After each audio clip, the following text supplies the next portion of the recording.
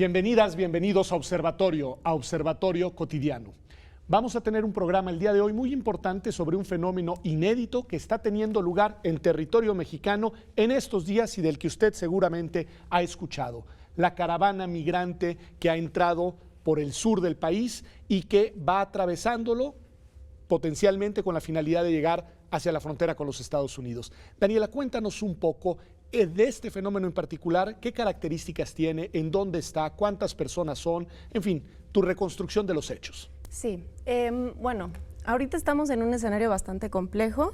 Como bien señalas, salió una primera caravana conformada originalmente por 7,000 personas que actualmente se encuentra en Iltepec, Oaxaca. El día de ayer arribaron a esta ciudad. De esas 7,000 personas que originalmente partieron de San Pedro Sula, hay alrededor de 3,500 personas. El resto, o sea, el resto ya no llegó ahorita hacia ese campamento, digamos, en Oaxaca. No, digamos que el resto de las personas, algunas de ellas decidieron abocarse al procedimiento de reconocimiento de la condición de refugiado en México. Muchas de ellas se encuentran actualmente privadas de su libertad en la Feria Mesoamericana, un espacio habilitado por el Instituto Nacional de Migración para desahogar estos procedimientos, y otros tantos decidieron solicitar el retorno asistido a sus países de origen. Eso en cuanto a esta primera caravana, pero el día de ayer ingresó por la ciudad de Ciudad Hidalgo, en la frontera con Tecunumán, cruzaron el río Suchiate aproximadamente 2,000 personas. Esto implica una situación compleja, sobre todo para la ciudad de Tapachula, en donde tienen que seguir, atendiendo tanto de manera humanitaria, pero también el acceso al procedimiento ante la Comar ahí en la ciudad de Tapachula. Y hace 2 días salió otra caravana de El Salvador, conformada por 300 personas. Se espera que lleguen en los próximos días, y pues eso es básicamente la... ¿Es inédito, Javier? O sea, sí, podemos decir que estamos viviendo un momento particular desde el punto de vista del fenómeno migratorio hacia México y desde México potencialmente a los Estados Unidos. No sé, depende de cómo definas inédito, porque flujo migratorio desde Centroamérica hacia México y hacia Estados Unidos es algo que ha sucedido con regularidad. También de forma, masiva o de forma colectiva, sin embargo, sí es un movimiento inédito en términos de la cantidad de personas y con la regularidad que se está intentando hacer. Como mencionaba Daniela, en la primera caravana se ingresó aproximadamente 7,000 y pico personas.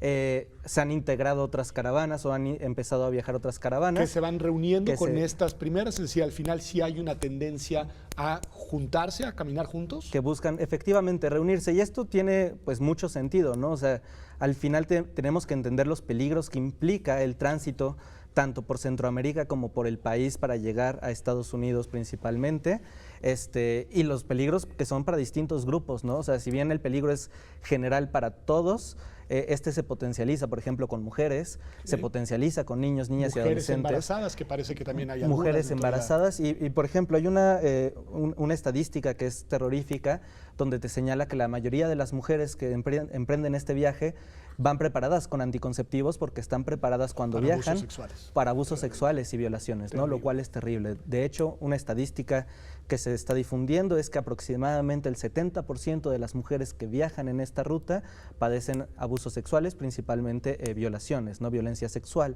Y entonces, pues cuando ves a lo que se exponen estas personas, cuando viajan, y aun cuando sean en grupos pequeños, pues entiendes, la naturaleza colectiva del tránsito actual y de este tipo de ejercicios, y por otro lado también entiendes que las razones por las cuales deciden movilizarse, por las cuales deciden migrar, no son necesariamente, pues no son tan simples como simplemente buscar un trabajo mejor al que tienen o algo así, sino que son necesidades que van más allá, ¿no? Que ahorita hay que reconstruir cuáles son un poco las razones de esa migración, pero nos hacías en esta distinción de 3 grupos genéricos: quienes siguen en la caravana, quienes decidieron retornar y ser auxiliados para hacerlo de manera voluntaria, pero mencionaste también un tercer conjunto, y quiero que nos digas un poco en qué condiciones están y por qué están, como dices tú, privadas de la libertad una parte de las personas que venían en la caravana, Daniela.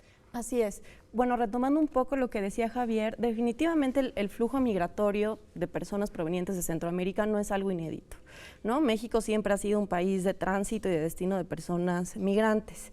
La diferencia en esta caravana, en estas caravanas que se han dado en las últimas semanas, es que divergen, digamos, que rompen con esta forma tradicional a la que el Instituto Nacional de Migración y Sociedad Civil estamos acostumbrados, es decir, estos flujos migratorios dispersos, estos flujos migratorios desorganizados y hasta cierto punto invisibles. Al migrar de manera colectiva, pues se hacen mucho más visibles y el Estado mexicano se ve obligado a atender a esta colectividad pues de manera inminente, no le queda otro remedio. El gran reto, y digamos que la pregunta, uno de los grandes debates, ¿no?, cuando se discute el tema migratorio, es esta tensión que se da entre la soberanía nacional y los derechos humanos. ¿Les permitimos el ingreso o no les permitimos el ingreso y en qué sentido? Se ha hecho evidente que el Estado mexicano no puede detener el ingreso de estas personas, ¿no? No lo va a impedir. No hay capacidad para una identificación de necesidades en la frontera y por lo tanto se ve obligado. ¿No lo va a impedir porque no es capaz o no lo va a impedir porque hay una decisión política de no impedirlo? Yo creo que no lo va a impedir porque no tiene la capacidad. Okay. No tiene la capacidad para hacerlo. Entonces, tienen que dejarlos entrar y cuando los dejan entrar, ¿qué hacen? ¿No? Okay. Al parecer la política por parte del instituto es permitir el tránsito de estas personas sin llevarlos, digamos, de manera ya previa o generalizada a centros de detención. Pero cuando las personas quieren acceder al procedimiento de reconocimiento de la condición de refugiado en México... Es ahí entonces cuando se les separa y se les retiene. Okay. Exactamente, es en donde se les lleva a este centro de detención. En Tapachula está la estación migratoria siglo XXI, que ahora está saturada, ya no cabe una persona más, y por esa razón es que se habilitó esta feria mesoamericana para alojar a las personas migrantes. Se espera que para el día de mañana, para el jueves, haya 4,000 personas detenidas. Esas 4,000 personas, nos dice Daniela, y te pregunto a ti, Javier, la parte jurídica, ¿se están acogiendo voluntariamente a algún procedimiento para buscar ser, digamos, recibidos con una figura jurídica? ¿Cuáles son esas figuras jurídicas? ¿Qué están buscando? ¿Están solicitando refugio? ¿Están solicitando? ¿Qué están buscando? Pues mira, la figura jurídica, digamos, es la solicitud, es el reconocimiento de su condición de refugiado. Okay. ¿Sí? ¿Qué quiere decir esto? Hay personas que se ven obligadas a huir de su país de origen, en este caso Honduras, El Salvador, principalmente, pero también Guatemala, Nicaragua con el fenómeno actual. Nicaragua está tremenda también. Efectivamente, ¿no? Y son estas personas que se ven forzadas a huir porque su vida, libertad o seguridad corre en peligro en su país. Vida, libertad o seguridad. Esa es una de las tres, digamos, son las tres causas que pueden motivar la solicitud de refugio. Sí, principalmente, pero digamos que estas razones de amenaza a su vida, libertad y seguridad se deben de dar por razones específicas, ¿no? La definición tradicional de lo que es un refugiado implica que exista temores fundados de persecución, es decir, que una persona tenga razones válidas para creer que es perseguido por diversos motivos. Por ejemplo, serían raza, opinión política, nacionalidad, pertenencia a cualquier otro grupo social y religión, ¿no? Este es digamos, el significado tradicional de refugiados que surge y se define de manera clara a partir de la Segunda Guerra Mundial, el Holocausto y la persecución contra los judíos, ¿no? Sin embargo, a partir del 84, a partir de la Declaración de Cartagena y diversos esfuerzos y comunicaciones, digamos, entre estados, surge lo que es la definición ampliada, que implica también que una persona puede huir y podrá ser reconocida como refugiado cuando se da una amenaza a su vida, libertad o seguridad por elementos más contextuales, no por la situación del país en su conjunto. Antes se consideraba que se perseguía a la persona por sus características individuales, sin embargo también se da por contextos, ¿no? Por ejemplo, violencia generalizada, conflicto interno, agresión extranjera. Que serían, digamos, de alguna manera las causas contextuales por las que estas personas están saliendo de sus países. Efectivamente, en el caso de los centroamericanos, digamos, hay una persecución contra muchos de ellos por principalmente elementos del crimen organizado, ¿no? Maras y pandillas, que por ejemplo, niñas, niños y adolescentes intentan ser reclutados por las maras y las pandillas, se amenazan a sus familiares que si ellos no cooperan o no forman parte o no se integran a sus filas les puede pasar algo, pero también a comerciantes, por ejemplo. Y algo que justamente se mencionan estudios. En la materia, por ejemplo, Inside Crime tiene uno sobre Honduras, muy interesante. Te menciona que hay un impacto desproporcionado de estas maras y de esta persecución por maras y pandillas a los sectores más pobres de la población que no tienen capacidad para defenderse y que las instituciones del Estado, por su corrupción y poca capacidad operativa, terminan viéndose rebasadas y no los protegen. A ver, Daniela, ahí y me interesa tu opinión sobre el tema. Es colateral, pero es muy importante, porque lo que nos está diciendo Javier es fundamental. Al final, figuras que se habían imaginado para persecuciones por parte de las autoridades del Estado, ahora se están teniendo que reconceptualizar cuando los estados están siendo incapaces de contener a otros actores que son los actores que amenazan a la vida, a la integridad, a la seguridad de las personas. ¿Qué decir de esto? Pensando en Centroamérica, obviamente, ¿no? Claro. El problema es que para reconocer, digamos que en esta definición tradicional que mencionaba Luis Javier, de riesgo a la vida, seguridad o libertad, el análisis que se hace del caso es individual, distinto al análisis que se hace cuando se reconoce a una persona como refugiada bajo la Declaración de Cartagena. Es decir, bajo el reconocimiento de que en ese país de origen existe una situación generalizada. El problema es que para reconocer a una persona que solicita la condición de refugiado bajo esta definición ampliada, bajo esta segunda, claro, el Estado, en este caso el Estado mexicano, tiene que reconocer de que en ese país existe una situación de violencia generalizada. O sea, tiene que desconocer al Estado vecino, digámoslo así. Y que sí se hace en el caso de Venezuela. Con el incremento que hubo de personas venezolanas a partir del año de 2017, que hubo un incremento exponencial, o sea, el doble de solicitudes gracias a personas venezolanas, el Estado mexicano los ha reconocido bajo la Declaración de Cartagena. Lo cual supone un reconocimiento implícito de que en ese país no hay condiciones de seguridad para su integridad física. Exactamente. Y lo particular es que si tú ves las estadísticas que ha sacado la Comisión Mexicana de Ayuda a Refugiados, a pesar del incremento exponencial de solicitudes de personas venezolanas, Honduras sigue ocupando el primer lugar en el número de solicitudes. De solicitudes, pero no necesariamente de otorgamiento de condiciones. Porque como no se reconoce precisamente una situación generalizada, el análisis que se hace de casos de personas venezolanas se hace individualizado. El de hondureñas, perdón. Digo de hondureñas. De hondureñas. Así es. Es decir, se utiliza la definición tradicional en la que tiene que acreditar que en lo personal se encuentra bajo uno de estos supuestos de amenaza, porque no hay un reconocimiento a que la situación en Honduras es una situación de caos generalizado, que lamento decirlo, pero sí lo es. Sí lo es en Honduras, lo es en El Salvador, lo es en Nicaragua, lo es en varios de nuestros países del sur. Sé que quieres decir algo, pero va a tener que ser después de un corte. Estamos aquí en Observatorio, quédese con nosotros en Observatorio Cotidiano, ya volvemos.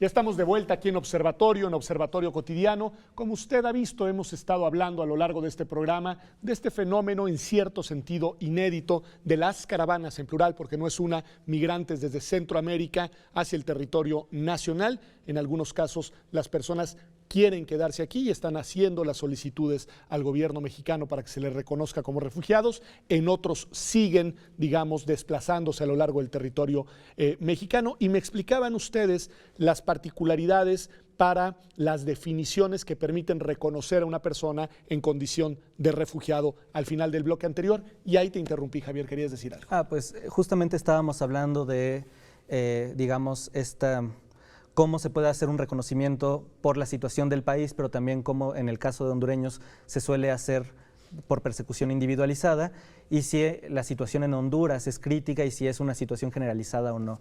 Y yo diría que para esto tenemos que entender el contexto de Honduras y principalmente ciertas estadísticas, ¿no? Una de las causales para ser reconocido como refugiado a partir del elemento contextual es que haya una situación de violencia generalizada.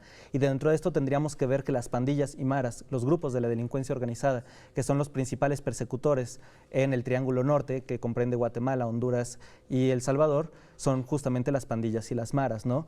Y la violencia ha llegado o ha escalado a niveles tan grandes que ha llegado a rozar, particularmente en Honduras, una estadística que es tremenda, que es aproximadamente de 90 a 91 homicidios por cada 100,000 habitantes, es una ¿no? de las tasas más Y eso altas es una a de nivel las tasas más altas. Ha ido bajando, creo que ya ahorita está por 42, sin embargo sigue siendo una tasa muy por encima de lo que la Organización Mundial de la Salud considera una epidemia de violencia, y esto solo para homicidios, ¿sí? Cabe considerar que la persecución no solo se da en temas de homicidios, digamos, pues si, evidentemente si te asesinan ya no vas a huir, ¿no? Pero si a tus familiares o que asesinan a personas cercanas a ti o que tienen condiciones muy similares a las tuyas, ¿no? Pero también se dan otro tipo de delitos, amenazas, extorsión, intentos de reclutamiento forzado, violencia sexual. En el caso de las mujeres, muchas son agredidas por las maras y por las pandillas con intenciones meramente sexuales, ¿no?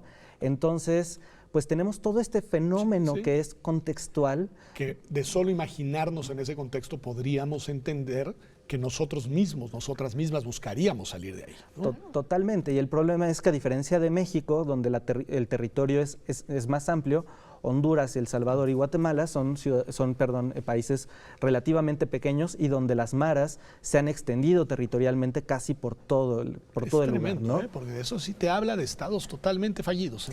Efectivamente, y en realidad sí hay un elemento complicado, digamos, para México, digamos, políticamente o en lo diplomático, de reconocer que un Estado no tiene una capacidad para tales efectos, pero pues yo diría que no es tan difícil si vemos, por ejemplo, que la Comisión Interamericana misma tiene un informe de país sobre la situación de Honduras que reconoce justamente los grandes niveles de impunidad y de violencia que se manifiestan, ¿no? Y es terrible, Daniela, porque al final nosotros tenemos nuestros propios problemas fortísimos de violaciones de derechos humanos, de violencias múltiples, de desplazamientos. Es decir, ellos buscan una esperanza y ven como una esperanza llegar a un lugar en el que también estamos padeciendo una crisis importante desde el punto de vista de la seguridad y los derechos humanos. Claro, y el tema del desplazamiento forzado interno es un tema que el Estado mexicano pues se ha negado a reconocer, pero pues tampoco es un pastel, ¿no? El que el Estado mexicano pues tenga problemáticas de violencia, de seguridad, no significa que no tenga la obligación de atender a este grupo de personas que forman las caravanas, y que, como lo dije hace un momento, esto no es un fenómeno nuevo. Lo que distingue a esta caravana es que este flujo migratorio se está dando de manera colectiva y coordinada.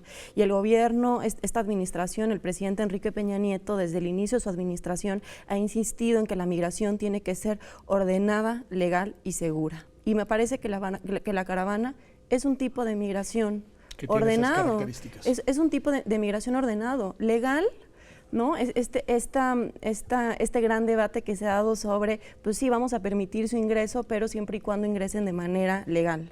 Y la única forma, la única instancia legal bajo la cual estas personas pueden ingresar a territorio mexicano es bajo la visa por razones humanitarias. Y ayer estaba checando la estadística de la Unidad de Política Migratoria.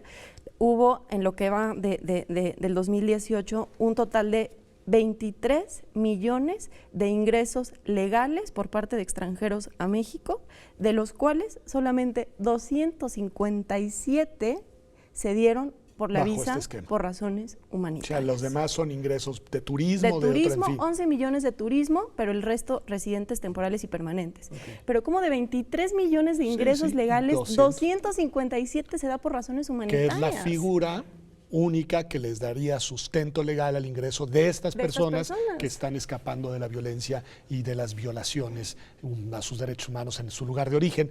Quieren ir unas de ellas a Estados Unidos. Es decir, hay quienes han decidido continuar la caravana. Es imposible, Javier, pues anticipar el futuro, saber qué va a pasar, pero ¿qué prevés? Ya están casi a mitad del territorio mexicano. ¿Qué prevés que suceda en el último tramo de su desplazamiento y en su eventual llegada a alguno de los puntos de frontera? Esto es muy complicado, porque diríamos que las personas tienen derecho a solicitar y recibir, digamos, asilo, que es el marco de la figura de protección internacional en general, o solicitar el reconocimiento de su condición de refugiados, sea en México o en Estados Unidos. El problema es que México, digamos, está intentando detener o contener este flujo hacia Estados Unidos, sea por política interna, sea por influencia de política internacional, quién sabe. Pero tú ves que hay una estrategia de contención y eventualmente de retención. Efectivamente, y podemos recordar que hubieron pláticas hace no mucho para determinar a México como un tercer país seguro, donde, digamos, se considere que si llegan por México a Estados Unidos válidamente los pueda rechazar, porque bien pudieron haber solicitado la condición de refugiados en México. Sin embargo, creo que el debate es si en realidad México es un país seguro para personas que huyen de este tipo de violencia por delincuencia organizada, cuando pues México tiene sus propios problemas de delincuencia organizada gravísimos, y también pues digamos los mismos grupos de delincuencia organizada que aquejan al Triángulo Norte también empiezan a infiltrarse dentro del mapa nacional, ¿no? Lamentablemente yo lo que vería es que pues, es imposible contener a estos flujos tan grandes. Pueden haber muchas detenciones, pueden haber muchos impedimentos en el camino, retenes, porque se han establecido retenes policíacos que lo único que generan es, que lo único que han tenido como resultado es generar violencia o enfrentamientos entre estos grupos, ¿no? Si vemos cómo pasó la caravana por Guatemala, esta fue segura, legal y ordenada porque justamente el gobierno así lo permitió, el gobierno de Guatemala. En México se han llegado a muchos conflictos y no ha sido legal, segura y ordenada, justamente por la reticencia y por las amenazas del Estado mexicano con elementos policíacos, ¿no?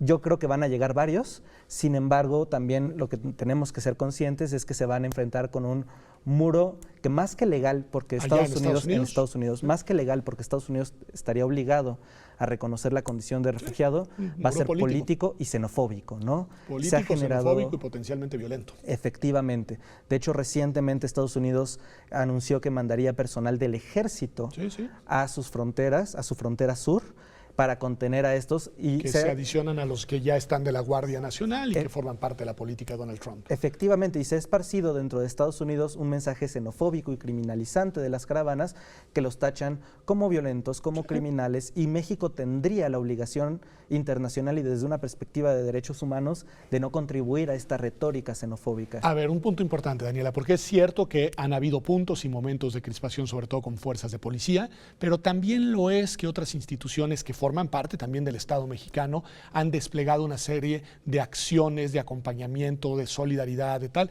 Pienso sobre todo, por ejemplo, en las comisiones de derechos humanos y también en algunos gobiernos estatales que han organizado la acogida y la recepción. ¿Qué decir de eso? Sí, pues nada, desde el ingreso al territorio mexicano de esta primera caravana ha habido un acompañamiento, me parece que un acompañamiento un poco limitado derivado de esta incapacidad del Estado para atender a tanto número de personas, pero ha estado la Comisión tanto nacional como estatal de Derechos Humanos, la Comisión Mexicana de Ayuda a Refugiados, el Instituto Nacional de Migración, la sociedad civil ha jugado un papel súper importante en la atención humanitaria, el Alto Comisionado de las Naciones Unidas para los Refugiados también ha tenido un papel fundamental, ¿no? Entonces ha sido más una labor coordinada entre sociedad civil y los gobiernos, tanto federal como municipales y estatales.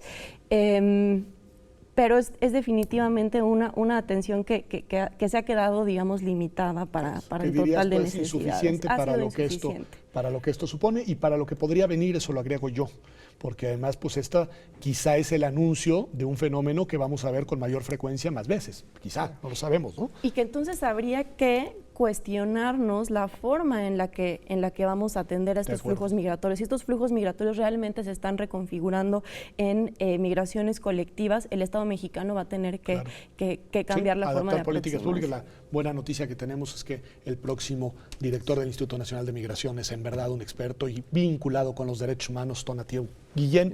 Última pregunta, Javier, tiene que ver con la sociedad mexicana.